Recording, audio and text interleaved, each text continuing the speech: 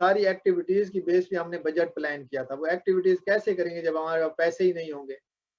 तो ये बेसिकली इसको हम नहीं कह सकते कि ये प्लानिंग है, ये तो फिर फायर फाइटिंग वाली बात आ गई, वो प्रोजेक्ट तो फिर वहीं रुक जाएगा। हम प्रोजेक्ट मैनेजमेंट में ये डिस्कस कर रहे हैं कि हमारी जो कॉस्ट की प्लानिंग है वो इतनी एक्यूरेट और इतनी डिटेल्ड होनी चाहिए कि कोई भी रिसोर्स एलोकेट करते हुए या बजट एलोकेट करते हुए उस पर क्वेश्चन ना कर सके। तो फिर ये होगा कि जब क्वेश्चन नहीं कर सकेंगे तो बजट अप्रूव हो जाएगा।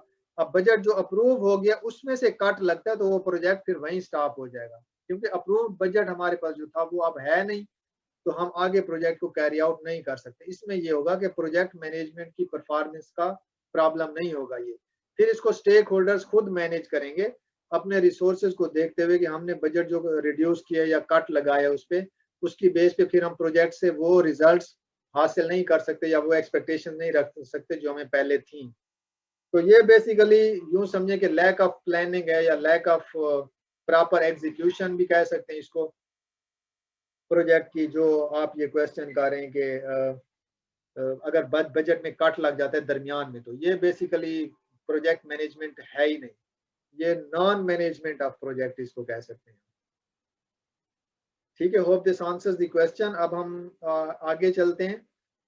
ये आपके क्वेश्चन करने से एटलीस्ट मुझे इतना तो रियलाइज हो गया कि मेरी आवाज जा रही है और सुन रहे हैं आप लोग, वरना जो मैंने पिछले 2 क्वेश्चन किए उससे तो मुझे ये भी पता नहीं चल रहा था कि पता नहीं मेरी आवाज जा रही नहीं, क्योंकि अब मैं आप लोगों को देख नहीं रहा, मैं यहाँ पे प्रेजेंट कर रहा हूँ तो स्लाइड्स है मेरे सामने और मेरा अपना कैम है मेरे सामने, आप लोगों को मैं नहीं देख सकता। तो वक्तन फवक्तन आप कोई क्वेश्चन करते रहा करें ताकि मुझे आइडिया हो कि मैं सही डायरेक्शन में जा रहा हूँ और आवाज मेरी सही जा रही है।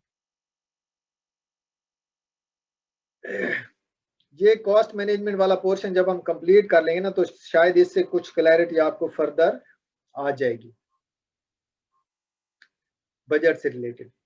कॉस्ट मैनेजमेंट में क्या होता है, हम एस्टिमेट करते हैं कॉस्ट या प्लान को और डिटरमिन करते हैं कि बजट कितना होना चाहिए एक सर्टेन प्रोजेक्ट या रिजल्ट डिलीवर करने के लिए। और फिर जो अलाइन हो जाता है, एग्री हो जाता है बजट, उसको फिर कंट्रोल करना होता है कि वो उससे लिमिट से बाहर ना जाए। प्रोजेक्ट मैनेजमेंट का रोल सबसे ज्यादा इसमें आता है कि वो प्लानिंग ऐसी करे जिस पे किसी को क्वेश्चन ना हो, वो सेल्फ एक्सप्लेनेटरी हो, एक्टिविटी बेस्ड हो। बजटिंग देखें, बजटिंग की बहुत सारी बेसिस हो सकती हैं। गवर्नमेंट ऑर्गेनाइजेशन में मैंने ये देखा है मोस्टली, या जो लोकल स्मॉल और मीडियम एंटरप्राइजेज हैं उनमें मैंने ये देखा है कि बजटिंग की बेसिस उनका हिस्टोरिकल डाटा होता है। वो ये देखते हैं कि किसी प्रोजेक्ट को करने के लिए पिछले साल हमारी कितनी कॉस्ट आई थी, इस साल हमारी कितनी कॉस्ट आई, बस वो उसमें इन्फ्लेशन वगैरह का फैक्टर ऐड करके ऐसे बजटिंग कर देते हैं। हालांकि ये तरीका मैं समझता हूँ कि सबसे पुअर है।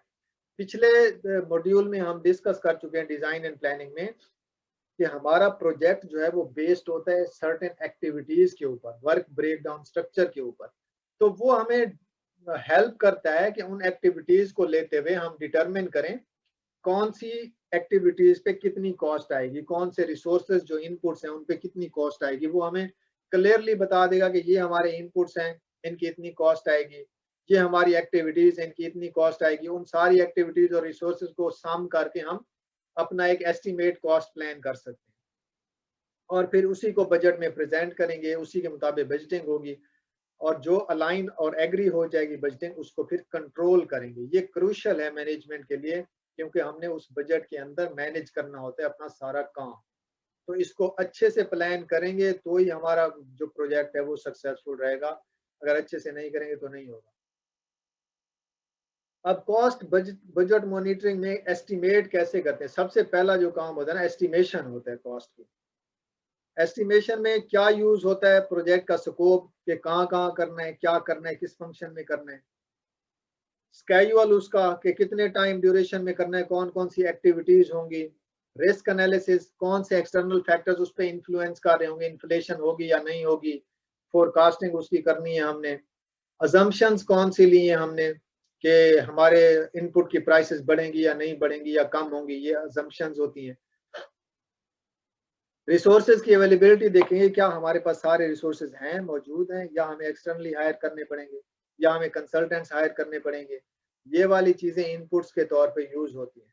अब इन्हीं इनपुट्स को यूज करते हुए हम डिजाइन टू बजट करेंगे, टॉप टू डाउन एस्टिमेशन लगाएंगे और बॉटम अप एस्टिमेशन लगाएंगे। बॉटम अप एस्टिमेशन ये है कि एक्टिविटीज की कॉस्ट को जमा करके बना लेना, और टॉप डाउन ये है कि हम टोटल जो हमारा प्रोजेक्ट है उसको मद्देनजर रखते हुए उसका बजट खुद ही पहले ही फिक्स कर दें कि इतने पैसों में ये काम करना है। ये दो तरीके कर सकते हैं एस्टिमेशन में। इस काम का आउटपुट हमारे पास क्या होगा कि एक एक्टिविटी कॉस्ट एस्टिमेट आ जाएगा, ये एक्टिविटी कॉस्ट एस्टिमेट। अब बेसिस ऑफ एस्टिमेशन भी होंगी कि वर्क ब्रेकडाउन स्ट्रक्चर से किया है, इनपुट से किया है, ये सारी बेसिस भी होंगी, तो क्वेश्चन कोई नहीं कर सकेंगे। और ये हम प्रोजेक्ट के डॉक्यूमेंट में अपडेट करेंगे, ये डॉक्यूमेंटेड होगी सारी चीज। जब ये आउटपुट आ गए, इन्हीं को एज ए इनपुट यूज करेंगे हम यहाँ पे डिटरमिनिंग बजट में। ये एक्टिविटी कॉस्ट एस्टिमेट हमने कर लिया था, बेसिस ऑफ एस्टिमेशन हमारे पास थे, रिसोर्सेज का कैलेंडर हमारे पास है। अब इसके अलावा कॉन्ट्रैक्ट्स भी हो सकते हैं, एडिशनल रिसोर्सेज अगर हमें चाहिए, हमारे पास कंसल्टिंग रिसोर्सेज भी रिक्वायर्ड हो सकते हैं, उनको भी ऐड करना है इनपुट्स में। और फिर कॉस्ट एग्रीगेशन करनी है, यानी सम करना है सबका, एक्सपर्ट या जजमेंट यूज करनी है, और बजट को रिवाइज करना है, जो हमने यहाँ पे डिस्कस किया था, इसको रिवाइज कर लेना। इसका आउटपुट होगा कि कॉस्ट परफॉर्मेंस बेसलाइन आ जाएगी हमारे पास, फंड कितना चाहिए प्रोजेक्ट के लिए वो आ जाएगा, और डॉक्यूमेंट अपडेट हो जाएंगे। अब यही वाली जो चीजें आउटपुट हैं ये यहाँ पे इनपुट के तौर पे यूज होंगी कंट्रोलिंग में। प्रोजेक्ट मैनेजमेंट प्लान हमारे पास है, फंडिंग रिक्वायरमेंट हमारे पास है, कंसल्टेंट्स की अपडेट हमारे पास है, और बेसलाइन परफॉर्मेंस हमारे पास है, तो उसको ट्रैक ही करना है। कंट्रोल में हमने क्या करना है, इन सारी चीजों को ट्रैक करना है और फोरकास्टिंग करनी है। ये रिव्यू में यही ट्रैकिंग होती है। प्रोजेक्ट मैनेजमेंट सॉफ्टवेयर को यूज करना है, वो भी ट्रैकिंग में यूज होता है, मॉनिटरिंग में यूज होता है। तो आउटपुट हमारे होगा बजट की फोरकास्ट आ जाएगी, रिक्वेस्ट चेंज रिक्वेस्ट आ जाएंगी कि जहां जहां हमें बजट में चेंज चाहिए वहां वहां चेंज रिक्वेस्ट आ जाएगी, और प्रोजेक्ट के डॉक्यूमेंट्स अपडेट होंगे कि ये बजट पहले ये था, ये हमने ऐसे किया, ये ऐसे किया। ये तरीका है कॉस्ट को या बजट को प्लान करने का। अगर इन सारी चीजों की बेस पे आपने बजट प्लान किया होगा तो फिर कोई क्वेश्चन कर सकेगा आपसे कि ये बजट कम है या ज्यादा है, या किस बेसिस पे आपने बनाया है और ये अप्रूव नहीं हो सकता, या इस तरह की बात कोई भी नहीं कर सकता, क्योंकि सारी चीजें डॉक्यूमेंटेड हैं और एक्टिविटी बेस्ड है। ये एक्टिविटी बेस्ड बजटिंग हो गई। वो पिछली जो हमने डिस्कस की थी वो हिस्टोरिकल डाटा बेस्ड बजटिंग होती है, और एक बेंचमार्किंग से भी बजटिंग करते हैं कि सिमिलर प्रोजेक्ट्स जो दूसरे हुए हैं उनमें कितना बजट आया था, उसकी बेस पे बजटिंग हो सकती है बेंचमार्किंग बेस्ड। अच्छा, इसके बाद जो है हम ये देखते हैं कि बजट बनाते हुए हम तीनों चीजों की कॉस्ट को एक्यूमुलेट करते हैं, कंसीडर करते हैं। मेनली जो कॉस्ट आ रही होती है हमारे पास प्रोजेक्ट को एग्जीक्यूट करने के लिए, वो या तो इनपुट रिसोर्सेज की होती है, उसमें मटेरियल्स हैं और पीपल या एम्प्लॉइज हैं, और दूसरी जो चीज होती है उनकी ट्रैवलिंग होती है। मेनली इन चीजों की कॉस्ट इनकर हो रही होती है। तो इन तीनों चीजों को आपने कंसीडर करना है, पीपल को भी, कंसल्टेंट्स को भी, ट्रैवलिंग को भी, और जो मटेरियल वगैरह रिक्वायर्ड है उन चीजों को भी आपने कंसीडर करना है।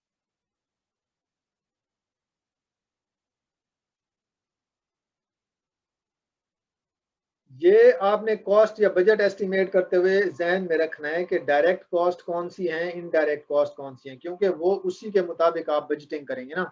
अब डायरेक्ट कॉस्ट वो होती हैं जो आपके प्रोजेक्ट वर्क से रिलेटेड हो डायरेक्टली, मतलब वो उस प्रोजेक्ट में कौन सी टीम काम कर रही है, उसकी सैलरीज हो जाएंगी, उनका ट्रैवल हो जाएगा, और उस प्रोजेक्ट में यूज होने वाला मटेरियल, ये उसकी डायरेक्ट कॉस्ट होगी। लेकिन फॉर एग्जांपल आप एक बिल्डिंग में ऑफिस आपने लिया हुआ है प्रोजेक्ट मैनेजमेंट के लिए, और उसमें आप 10 प्रोजेक्ट्स पे काम कर रहे हैं, तो वो ऑफिस के जो एक्सपेंसेस होंगे वो इनडायरेक्ट होंगे, क्योंकि वो सारे उस प्रोजेक्ट पे नहीं पड़ रहे, उस प्रोजेक्ट के प्लान या बजट में नहीं जाएंगे, वो 10 प्रोजेक्ट्स के बजट में जाएंगे। तो ये ऐसी कॉस्ट जो होती है उसको हम कहते हैं indirect cost. Office support staff है इसमें, या ऐसे कंसल्टेंट्स हैं जो आप मल्टीपल प्रोजेक्ट्स में जिनकी सर्विसेज यूज कर रहे हैं वो, या ऑफिस की स्पेस है, ये सारी चीजें इनडायरेक्ट कॉस्ट में आती हैं। और फिर कुछ फिक्स्ड कॉस्ट होती है, कुछ वेरिएबल कॉस्ट होती है। फिक्स्ड कॉस्ट वो होती है जो इन टोटलिटी चेंज होती है कि इस प्रोजेक्ट के लिए आपकी टोटल फिक्स्ड कॉस्ट कितनी लगेगी। और ये पर यूनिट चेंज नहीं होती कि आपने फॉर एग्जांपल इस प्रोजेक्ट में 10 यूनिट बनाने या 20 यूनिट्स बनाने हैं किसी प्रोडक्ट के, तो वो फिक्स्ड कॉस्ट उतनी ही रहेगी, 10 बनाए या 20 बनाए या 30 बनाए, ये फिक्स्ड कॉस्ट बस उतनी ही रहती है। मिसाल के तौर पर आपके प्री अरेंज कॉन्ट्रैक्ट्स हैं, आपने किया हुआ किसी के साथ कि 1 साल के लिए मुझे आपकी सर्विसेज चाहिए, वो 1 साल में आप 1 प्रोजेक्ट करें या 10 करें, उसने अपनी फीस ले ली। इसी तरह आपने बिल्डिंग लीज पे ली हुई है, तो उसका किराया या रेंट पड़ना ही पड़ना है आपको, जितना आप 1 प्रोजेक्ट करें या आपको 10 प्रोजेक्ट मिल जाएं, वो फिक्स्ड कॉस्ट में आएगी। और वेरिएबल ये होती है कि वो पर यूनिट चेंज होती है, आप जितने प्रोजेक्ट करेंगे उसी के हिसाब से वो चेंज होगी। आप जितने आउटपुट यूनिट्स बनाएंगे, वो 1 यूनिट बनाएंगे तो कॉस्ट और होगी, 2 बनाएंगे तो कॉस्ट उसकी डिवाइड हो जाएगी, 2 पे 3 बनाएंगे तो कॉस्ट 3 पे डिवाइड हो जाएगी। ऐसे पर यूनिट ये चेंज होती है, वेरिएबल कॉस्ट होती है। इसमें कंसल्टेंट्स की फीस है और स्टाफ की सैलरीज है। ज्यादा प्रोजेक्ट्स होंगे तो ज्यादा स्टाफ रखना पड़ेगा, ज्यादा सैलरीज यूज होंगी, जो कॉन्ट्रेक्चुअल स्टाफ फॉर एग्जांपल रखना पड़ता है। अब कॉस्ट बनाते हुए हमें वर्क ब्रेक डाउन स्ट्रक्चर बहुत ज्यादा हेल्प करता है, क्योंकि इसमें हम इनपुट्स की कॉस्ट, ये जो हमारे पास इनपुट्स थे वर्क ब्रेक डाउन स्ट्रक्चर में, हर डिफरेंट काइंड ऑफ एक्टिविटीज के लिए इनपुट्स थे, इन इनपुट्स की कॉस्ट और जो एक्टिविटीज हैं उनकी कॉस्ट, ये सारी चीजें हमें हेल्प करती हैं कि हमने इनकी कॉस्ट को एग्रीगेट करके या सम करके बजट बनाना होता है। तो वर्क ब्रेकडाउन स्ट्रक्चर जो आपने अपनी एक्टिविटीज के लिए बनाया था, उससे आप कॉस्टिंग में भी हेल्प ले सकते हैं। कुछ प्रोजेक्ट्स ऐसे होते हैं जिसमें हम डिजाइन टू बजट होते हैं, वो कि पहले ही मैनेजमेंट बता देती है कि जी ये प्रोजेक्ट आपने 10 लाख के अंदर कैरी आउट करना है, ठीक है, ये डिजाइन टू बजट होते हैं ऐसे। कुछ प्रोजेक्ट ऐसे होते हैं जिनकी टॉप डाउन एस्टिमेशन होती है। मिसाल के तौर पे सिमिलर प्रोजेक्ट्स को कैरी आउट करने के लिए पास्ट में हमने कितनी कॉस्ट स्पेंड की थी, हमें कितनी कॉस्ट इनकर हुई थी, उस पर इन्फ्लेशन वगैरह का फैक्टर लगा के तो हम जो है वो टॉप डाउन एस्टिमेशन कर लेते हैं। और बॉटम अप एस्टिमेशन क्या होती है, इसमें हम वर्क पैकेजेस को या वर्क ब्रेकडाउन स्ट्रक्चर को यूज करते हैं। जो ये वाली मेथडोलॉजी अभी हमने डिस्कस की है कि इसमें इनपुट्स की कॉस्ट लेंगे, सारी इनपुट्स की, और एक्टिविटीज सारी की कॉस्ट लेंगे, इनको सम करेंगे, इन सारी को सम करेंगे तो हमारे पास एक बजट आएगा। ये बेसिकली बॉटम अप एस्टिमेशन है। तो ये सारे मेथड यूज हो सकते हैं बजटिंग के लिए, जो भी आपके लिए सूटेबल हो एज ए प्रोजेक्ट मैनेजर आप उसको यूज कर सकते हैं, क्योंकि सारी चीजें भी हमने यूज नहीं करनी, टाइम लिमिटेड होता है। इनमें से कोई भी टेक्निक जो ज्यादा अप्रोप्रिएट और सूटेबल लगे डिफरेंट काइंड ऑफ प्रोजेक्ट्स के लिए, वो आप यूज कर सकते हैं। इसके बाद हम कंसीडर करते हैं रिसोर्सेज और प्लानिंग को। कंसिडरेशन फॉर रिसोर्सेज और प्लानिंग, हम क्या क्या कंसीडर करते हैं बजटिंग और प्लान करते हुए। रिस्क्स को भी कंसीडर करते हैं, एक्सटर्नल इन्वायरमेंट को भी कंसीडर करते हैं, और अजम्पशंस भी लेते हैं। ये सारी चीजें भी जरूरी हैं बजट प्लान करते हुए कि देखें सप्लाई ऑफ इनपुट्स जो है वो कम हो सकती है तो प्राइस बढ़ जाएगी, कंपटीटर मार्केट में ज्यादा आ गए तो भी प्राइस बढ़ जाएगी, ये रिस्क हैं एक्सटर्नल। इसी तरह एक्सटर्नल इन्वायरमेंट से रिलेटेड रिस्क हैं, पॉलिटिकल टेंशंस, कंपनी, ये जो मैनेजमेंट जो है इसकी, गवर्नमेंट जो है वो चेंज होती है, या सीनियर मैनेजमेंट के में लोग चेंज होते हैं सेक्रेटरीट में, तो उनकी पॉलिसीज चेंज हो जाती हैं। जैसे अभी एक हमें पार्टिसिपेंट ये कह रहे थे कि बजट जो है वो 50% कट लगा देते हैं, वो पॉलिसीज चेंज होने की वजह से, ये रिस्क हैं एक्सटर्नल इन्वायरमेंट के। इसी तरह इकोनॉमिक क्लाइमेट या करेंसी की डिवैल्यूएशन होना शुरू हो जाती है, या इन्फ्लेशन बढ़ना स्टार्ट हो जाती है, या इंटरेस्ट रेट्स में चेंज आ जाता है। ये जो है ये बेसिकली इकोनॉमिक क्लाइमेट में चेंज है। इसी तरह इन्वायरमेंटल रेगुलेशंस हैं कि आप कोई प्रोजेक्ट कर रहे हैं, एक फैक्ट्री लगा रहे हैं, और इन्वायरमेंटल रेगुलेशंस कहती हैं कि इस फैक्ट्री का जो जो एमिशन है, जो इखराज है, उसको आप यहाँ पे पहले प्री ट्रीटमेंट करेंगे और फिर इन्वायरमेंट में रिलीज करेंगे। तो वो प्री ट्रीटमेंट करने के लिए एडिशनल कॉस्ट आएगी, वो आपके लिए एक एडिशनल वो चीज हो सकती है। तो ये एक्सटर्नल इन्वायरमेंट से रिलेटेड रेगुलेशंस हैं जो कंसीडर करनी चाहिए हमारे पास बजटिंग। इसी तरह अजम्पशंस कुछ लेनी है, टाइम कितना रिक्वायर्ड होगा, रिसोर्सेज की अवेलेबिलिटी देखनी है, इन्फ्लेशन देखनी है, ये सारी चीजें भी हमने कंसीडर करनी है बजट को प्लान करते हुए। ये यानी कि ऐड हो जाएंगे, हमने एक्टिविटी बेस्ड जो बजटिंग की उसमें ये वाले फैक्टर्स ऐड करके फिर हमारा बजट बनेगा। अच्छा, यहाँ तक